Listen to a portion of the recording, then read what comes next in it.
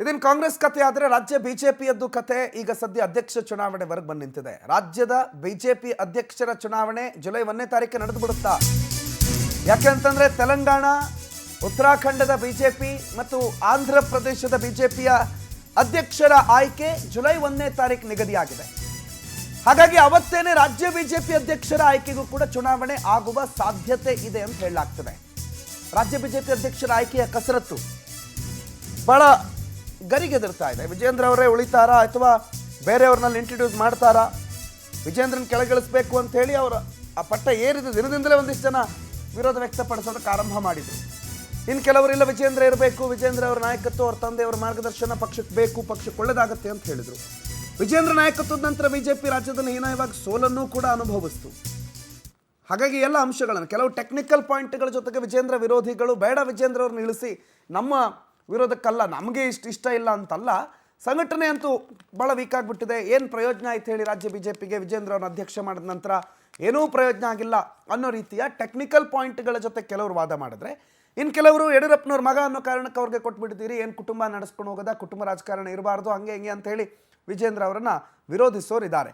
But high command ಇವೆಲ್ಲವನ್ನು ಸಮಗ್ರವಾಗಿ ಗಮನಿಸ್ತಾ ಇದೆ. ವಿಜೇಂದ್ರ ಅವರ ಮುಂದುವರಿಕೆ ಇದ್ದರೆ ಅದು ಹೇಗೆ ಪಕ್ಷಕ್ಕೆ ಪರಿಣಾಮ ಆಗುತ್ತೆ, ವಿಜೇಂದ್ರ ಅವ್ರನ್ನ ಕೆಳಗಿಳಿಸಿದ್ರೆ ಅದು ಹೆಂಗೆ ಪರಿಣಾಮ ಆಗುತ್ತೆ, ಹೊಸ ನಾಯಕತ್ವ ಅಂತಂದ್ರೆ ಯಾರಂತಂದು ಕೂರಿಸ್ಬೇಕು, ಎಲ್ಲ ಲೆಕ್ಕಾಚಾರಗಳು ಬ್ರೈನ್ ಸ್ಟ್ರಾಮಿಂಗ್ ಆಗ್ತಾ ಇದೆ. ಹೈಕಮಾಂಡ್ಗೆ ವ್ಯಕ್ತಿಗತ ಪ್ರತಿಷ್ಠೆಯ ಅಗತ್ಯನೇ ಇಲ್ಲ, ಯಾರೋ ಒಬ್ಬ ವ್ಯಕ್ತಿನ ದೊಡ್ಡವನು ಮಾಡಿ ಅವ್ರಿಗೇನೂ ಆಗೋದು ಇಲ್ಲ ಅಥವಾ ಆಗಬೇಕಾಗಿರೋದು ಇಲ್ಲ, ಇಲ್ಲಿ ಪಕ್ಷಕ್ಕೇನಾದರೂ ಲಾಭ ಆಗುವಂಥ ನಿರ್ಧಾರವನ್ನು ಹೈಕಮಾಂಡ್ ಕೂಡ ತೆಗೆದುಕೊಳ್ಳುತ್ತೆ ಅನ್ನೋ ವಿಶ್ವಾಸದಲ್ಲಿ ಕೆಲವು ನಾಯಕರಿದ್ದಾರೆ. ರೂಪೇಶ್ ಈ ಬಗ್ಗೆ ಮಾಹಿತಿ ಕೊಡ್ತಾರೆ, ಫೋನ್ ಸಂಪರ್ಕದಲ್ಲಿ ಜಾಯ್ನ್ ಆಗಿದ್ದಾರೆ. ರೂಪೇಶ್, ಆಂಧ್ರಕ್ಕೆ, ತೆಲಂಗಾಣಕ್ಕೆ, ಉತ್ತರಾಖಂಡಕ್ಕೆ ಬಿಜೆಪಿ ಅಧ್ಯಕ್ಷರ ಚುನಾವಣೆ 1ನೇ ತಾರೀಕು ಅಂತಂದರೆ ಅದ್ರ ಜೊತೆಗೆ ರಾಜ್ಯದ್ದು ಆಗೋಗ್ಬಿಡುತ್ತಾ? ಆಗಿಲ್ಲ ಅಂತಂದರೆ ಯಾವಾಗ ರಾಜ್ಯದ ಬಿಜೆಪಿ ಅಧ್ಯಕ್ಷರ ಆಯ್ಕೆ, ಹೇಗೆ ನಡೆಯುತ್ತೆ ಪ್ರಕ್ರಿಯೆ? ಈಗ ರಾಜ್ಯದಲ್ಲಿ ಬಿಜೆಪಿ ಇರತಕ್ಕಂತ ಮೋಸ್ಟ್ ವಾಂಟೆಡ್ ಪ್ರಶ್ನೆ ಅಂತ ಹೇಳಿದ್ರೆ ಬಿಜೆಪಿ ರಾಜ್ಯಾಧ್ಯಕ್ಷ ಯಾರಾಗ್ತಾರೆ ಅಥವಾ ವಿಜೇಂದ್ರ ಅವರೇ ಮುಂದುವರಿತಾರೆ ಅಂತ ಹೇಳಿ. ಆದ್ರೆ ಈಗ ಆಂಧ್ರ ಪ್ರದೇಶ, ತೆಲಂಗಾಣ, ಉತ್ತರಾಖಂಡದ ಬಿಜೆಪಿ ರಾಜ್ಯಾಧ್ಯಕ್ಷರ ಆಯ್ಕೆ ಕಸರತ್ತುಗಳು, ಅದೇ ರೀತಿ ಚುನಾವಣೆಗೆ ದಿನಾಂಕ ನಿಗದಿಯಾಗಿದೆ. ಇದೇ ಜುಲೈ 1ರಂದು ಈ ಚುನಾವಣೆ ನಡೀತಾ ಇದೆ. ಹೀಗಾಗಿ ಆ ಸಂದರ್ಭದಲ್ಲಿ ರಾಜ್ಯದಲ್ಲೂ ಕೂಡ ಚುನಾವಣೆ ನಡೀಬಹುದು ಅಂತ ಪ್ರಶ್ನೆಗಳು ಕಾಡ್ತಾ ಇದೆ. ಯಾಕಂತ ಹೇಳಿದ್ರೆ ಇಲ್ಲಿಗ ಒಂದು ಪ್ರಶ್ನೆಗಳು ಇರ್ತಕ್ಕಂಥ ವಿಜೇಂದ್ರ ಅವರನ್ನು ಚೇಂಜ್ ಮಾಡ್ಲೇಬೇಕು ಅಂತೇಳಿ ಒಂದಿಷ್ಟು ಗುಂಪುಗಳು ಕಸರತ್ತು ನಡೆಸ್ತಾ ಇದೆ. ಅದೇ ರೀತಿಯಾಗಿ ಒಂದಿಷ್ಟು ಸೈಲೆಂಟ್ ತಟಸ್ಥರಿರ್ತಕ್ಕಂಥ ಗುಂಪುಗಳು ಕೂಡ ವಿಜೇಂದ್ರ ಅವರ ಬದಲಾವಣೆ ಆಗ್ಲಿ ಅಂತ ಹೇಳಿ ಹೇಳ್ತಾ ಇದ್ದಾರೆ. ಅದಾದ ನಂತರ ಮೈತ್ರಿ ನಾಯಕ ಕುಮಾರಸ್ವಾಮಿ ಅವರು ಮೊದಲು ವಿಜೇಂದ್ರ ಅವರ ಪರ ಬ್ಯಾಟಿಂಗ್ ಮಾಡಿದ್ರು, ಆದ್ರೆ ಇತ್ತೀಚೆಗೆ ಸೈಲೆಂಟ್ ಆದ್ರು ಅನ್ನೋ ಮಾಹಿತಿಗಳು ಕೂಡ ಕೇಳಿ ಬರ್ತಾ ಇದೆ. ಹೀಗಾಗಿ ಎಲ್ಲಾ ಕಾರಣಗಳನ್ನ ವಿಶ್ಲೇಷಣೆ ಮಾಡೋದಾದ್ರೆ ವಿಜೇಂದ್ರ ಅವರ ಬದಲಾವಣೆ ಆಗಬೇಕು ಅಂತ ಒಂದು ಗುಂಪುಗಳು ಹೇಳ್ತಾ ಇದೆ. ಆದ್ರೆ ಪಕ್ಷದಲ್ಲಿ ವಿಜೇಂದ್ರ ಅವರೇನು ಬಿಜೆಪಿ ರಾಜ್ಯಾಧ್ಯಕ್ಷರಾದ ಮೇಲೆ ಪಕ್ಷಕ್ಕೆ ಸ್ವಲ್ಪ ಚುರುಕನ್ನು ಕೊಟ್ಟಿದ್ದಾರೆ. ಅದೇ ರೀತಿಯಾಗಿ ಇದೀಗ ಅಷ್ಟು ದೊಡ್ಡ ನಾಯಕ ಯಾರಿದ್ದಾರೆ ಅನ್ನೋ ಪ್ರಶ್ನೆಗಳು ಸಹಜವಾಗಿ ಬರ್ಲಿಕ್ಕೆ ಶುರುವಾಗುತ್ತೆ. ಅದೇ ರೀತಿಯಾಗಿ ಒಂದು ಜವಾಬ್ದಾರಿಗಳು, ಯಾಕಂತ ಹೇಳಿದ್ರೆ ಇಡೀ ರಾಜ್ಯದ ಜವಾಬ್ದಾರಿಗಳು ತೆಗೆದುಕೊಂಡು ನಡೆಸಬೇಕಾಗತ್ತೆ. ಹೀಗಾಗಿ ಇಲ್ಲಿ ಮತ್ತೆ ಪುನಃ ಭಿನ್ನ ಮತಗಳಾಗೋದು ಬೇಡ, ಮತ್ತೆ ಯಾರೇ ರಾಜ್ಯಾಧ್ಯಕ್ಷ ಆದ್ರೂ ಕೂಡ ಒಂದಿಷ್ಟು ಅಸಮಾಧಾನಗಳಿದ್ದೇ ಇರುತ್ತೆ, ಅದನ್ನ ಹೋಗ್ಲಾಡಿಸ್ಕೊಂಡು ಹೋಗೋಣ, ವಿಜೇಂದ್ರ ಅವರ ಬದಲಾವಣೆ ಬೇಡ ಅಂತೇಳಿ ಮತ್ತೊಂದಿಷ್ಟು ಗುಂಪುಗಳು ಹೇಳ್ತಾ ಇದೆ. ಸದ್ಯಕ್ಕೆ ಇರ್ತಕ್ಕಂಥ ಪ್ರಶ್ನೆ ಅಂತ ಹೇಳಿದ್ರೆ ಯಾವಾಗ ರಾಜ್ಯದ ಚುನಾವಣೆ ಆಗುತ್ತೆ ಅಂತ ಹೇಳಿ.